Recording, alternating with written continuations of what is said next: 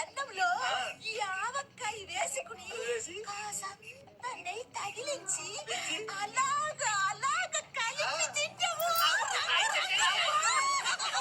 కాయ మన అందరిది, గోంగూర పచ్చడి మనదేలే. ఆవకాయ మన అందరిది, గోంగూర పచ్చడి మనదేలే. ఎందుకు పిజ్జాలెందుకు బర్గర్లెందుకు పాస్తాలింకెందుకులే. ఎందుకు పిజ్జాలెందుకు బర్గర్లెందుకు పాస్తాలింకెందుకులే.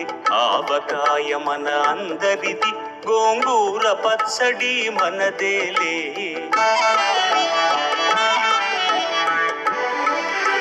ఇళ్ళలోకి కొబ్బరి చట్నీ, పెసరట్టులోకి అల్లమురా.